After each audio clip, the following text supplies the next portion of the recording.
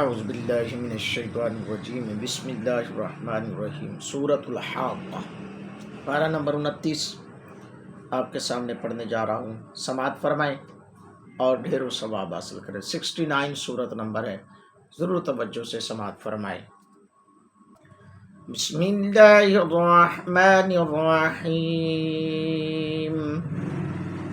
الحاقۃ ما الحاقۃ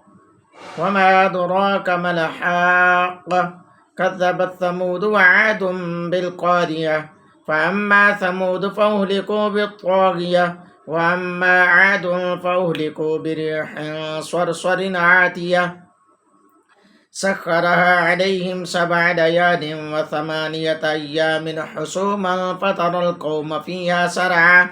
كأنهم أعجاز نخل خاوية فهل ترى لهم من باقية وجاء فرعون ومن قبله والمؤتفكات بالخاطية فعصوا رسول ربهم فأخذهم أخذة رابية إنا لما طغى الماء حملناكم في الجارية لنجعلها لكم تذكرة وتعيها أذن واعية فإذا نفخ في الصور نفخة واحدة وحملت الأرض والجبال فدكتا دكة واحدة فيومئذ وقعت الواقية وانشقت السماء فهي يومئذ واهية والملك على أرجائها ويحمل عرش ربك فوقهم يومئذ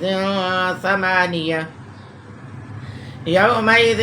تعرضون لا تخفى منكم خافية فأما من أوتي كتابه بيمينه فيقول هاؤم اقرءوا كتابيه إني ظننت أني ملاق حسابيه فهو في عيشة راضية في جنة عالية قطوفها دانية كلوا واشربوا هنيئا بما سلفتم في الأيام الخالية وأما من أوتي كتابه بشماله فيقول يا ليتني لم أوت كتابيه ولم أدر ما حسابيه يا ليتها كانت القاضية ما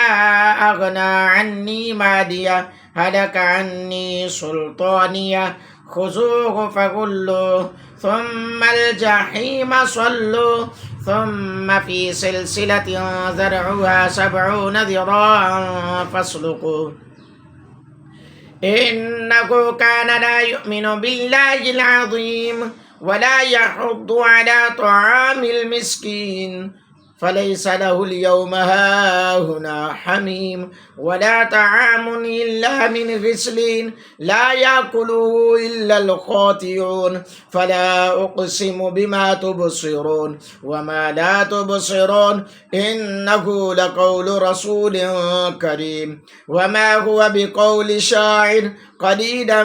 ما تؤمنون ولا بقول كاهن قليلا ما تذكرون تنزيل من رب العالمين ولو تقبل علينا بعض العقابين لأخذنا منه باليمين ثم لقطعنا منه الوتين فما منكم من أحد عنه حاجزين وإنه لتذكرة للمتقين وإنا لنعلم أن منكم مكذبين وإنه لحسرة على الكافرين وإنه لحق اليقين فسبح باسم ربك العظيم صدق الله العظيم